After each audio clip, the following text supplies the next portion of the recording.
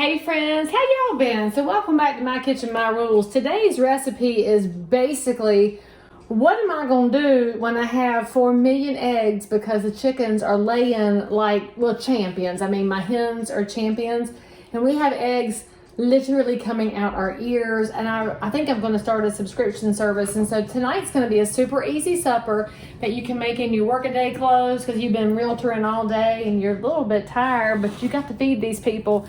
And so you sent your son down to the chicken house and see what you have. So I'm going to turn my oven on to 350, right? Because we love our 350 recipes. They make life easy. Now while the oven is heating up, we're going to take 2 pounds of ground beef, or 1 pound, depending on how much protein you want in your life. And we are gonna put our pan on medium and brown it. And so y'all know what I do to brown my ground beef, right? And we'll put some Worcestershire in it. I might put in my onions here in a second.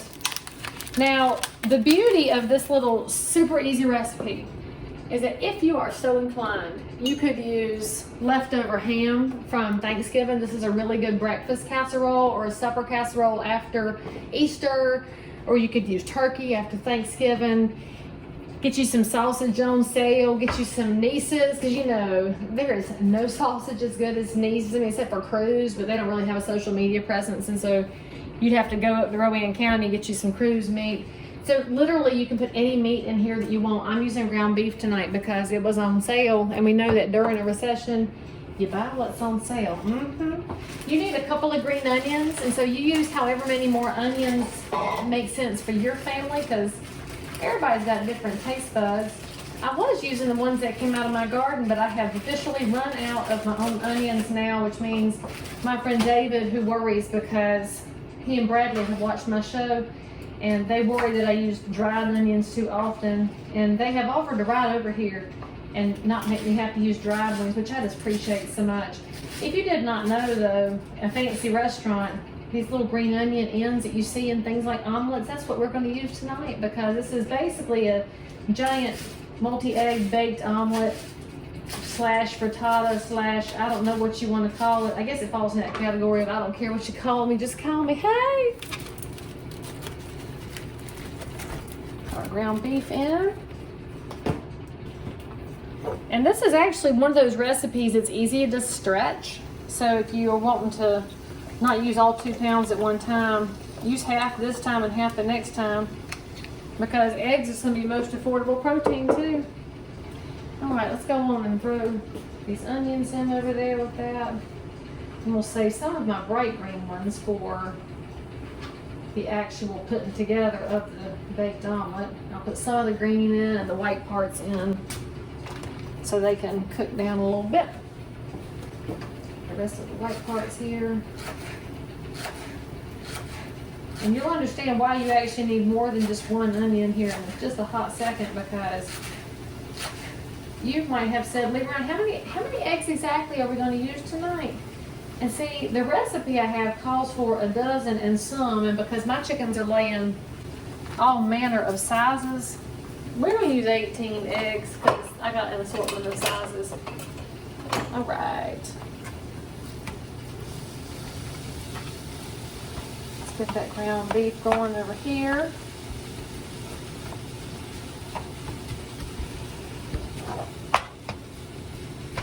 Now, this is another one of those recipes where if you are not inclined to be super creative, this is your chance, my friends. You can be creative with this recipe. Like I said, change out any of the meats that you want. Just make sure they're cooked before you put it in the eggs, because then you were making a mess.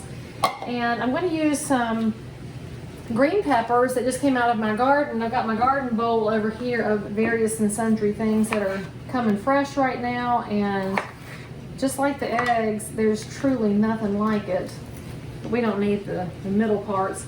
But I will say the nice thing about chickens is they're like a little garbage disposal down in my backyard, because I will give them all of these little organic leftovers, which means my compost pile is looking a little bit sad and tired right now, but the chickens are happy. So I'll give up the compost for happy chickens. And if you've got chickens, you can say amen right there. And by the way, if you did not know, chicken Instagram is literally my favorite Instagram. And I guess y'all even might be watching this on TikTok. I think there's chickens on TikTok too, because my kids were telling me about learning about blue coat on Instagram, and we put blue coat on the chickens if they are having a pecking order issue, because they're kind of like middle schoolers on the playground with their little cliques. But you know, you got to learn how to deal with it, just like you got to tell your middle schoolers and high schoolers and elementary schoolers, you're just going to have to deal with it sometimes, my friends. And that is something we all need to agree about, teaching our young peoples how better to deal with people that aren't your people, because it's all right to have a tribe, and that's human nature. It's not an excuse not to be kind. You got to be kind to all. But for heaven's sakes, you don't have to please all of them. They don't all have to be your best friend. All right. Now let's just say you're not a fan of onions. You could leave them out and put in garlic. Let's say you're not a fan of green peppers. You can leave them out and don't put any peppers in. I just happen to like how peppers and ground beef and onions work together. All right. So that's about to get browned up over here. Then you should know the next ingredient you're going to need is 2 cups of milk. You can go do that. Again, this is being my kitchen, my rules. We are 1% milk people over here, but if you're the person that likes to have whole milk, that's fine. So we're just doing a rough chop here of the green peppers, nothing super fancy or fine, because frankly, I'm still waiting on Kit Fitzgerald to teach me some knife skills. We're gonna have to have an event out in Idaho so she can teach me some things. Although I reckon, you know, Charlotte here, if you haven't heard, we were just ranked the #1 state economy. Hey, and right here in Charlotte, we've got Johnson and Wales University, and I've been to several events where the students have catered, and that is some good stuff, y'all. All right. So while we have the meat cooking over there, we can be preparing our eggs. That's one reason this is a nice fast recipe, because you can multitask your parts. Let's get 2 cups of milk here. Does not have to be precise, and so if you use a little less, you'll have a harder bake on your omelet. Use a little more, you'll have a looser bake, and that's up to you, friends, what you like to do. So you're going to use somewhere between 12 and 16 eggs. I'm using 18 because you can see my eggs are a lot of sizes. See all the colors? Because we have a lot of Easter eggers down there. So let's just say you're not familiar with home eggs. You might not have known they come in all these different colors and sizes. A double yolk! Ah, we got a double yolk. And what am I going to do with the shells? Well, y'all will be horrified, but these go back to the chickens too, because they will actually peck them up and it makes their shells stronger, which is why they're a little harder to open. Oh, single yolk on that one. I had a triple yolk the other day. It was kind of amazing. And by the way, the reason I'm using a few more than my recipe calls for is because some of these are, again, smaller eggs. Now, if you are using store-bought, I won't judge you too harshly, my friends, and they will be uniform in size, and in case you just use some regular old large ones. And I'll tell you as well, if you're wondering why they have to be rinsed off, I want you to do some research on chicken biology and see where they come from. But you don't rinse them until you use them, because they can sit on the countertop for quite some time. They don't have to be in the fridge if you don't take off that outer layer on the shell. Very cool stuff. You do need to have your 9x13 ready. You know your ticket to the Baptist church. That's what a 9x13 dish is. And you do want to grease it at least the corners so that this thing will come out. Otherwise it'll stick fairly good. I'm gonna go ahead and do the whole edges here. You could also use Crisco if you prefer. I don't really like to use the spray stuff, but it's been a long day. And sometimes I lean on convenience for that reason, but now that I look at that, I realize I could have gotten my Crisco with a little Ziploc bag laid in there and used it fine too, but all right. Where's my whisk at? Let's see. All right, now you're gonna whisk up these eggs and milk, get your yolks broken up nicely.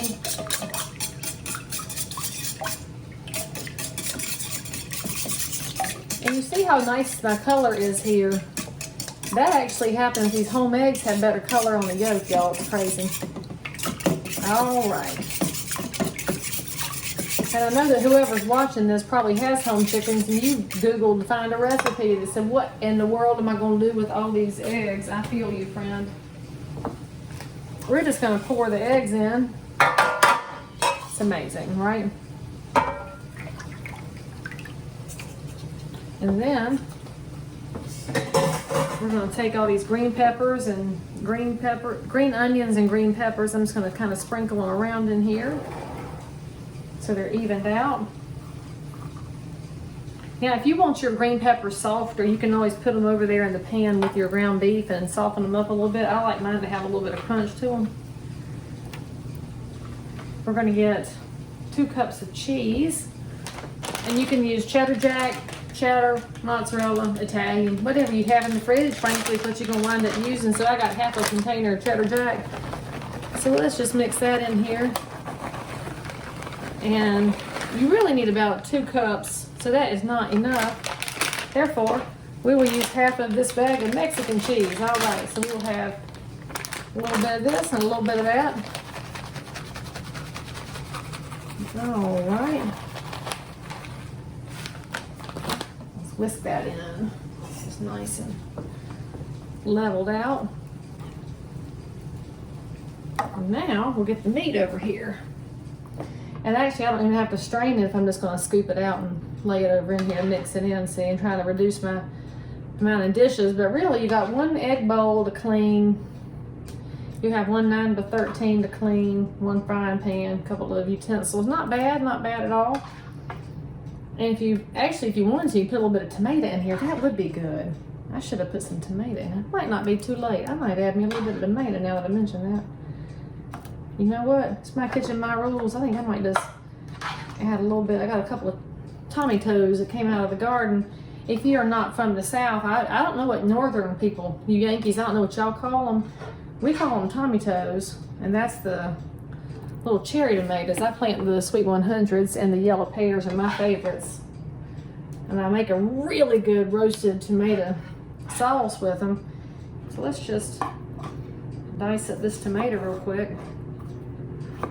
Because this one little tomato by itself, it was lonely looking, y'all. Did you notice how sad it was over there? Not hardly even enough for a tomato sandwich. So let's just mix it on in here. And in fact, this one, I'll salt and pepper it after it's done because it won't need a whole heck ton with the amount of fresh flavor we have in here. Because when you're using home vegetables and home eggs, you will find that you don't need nearly as much in the way of spices.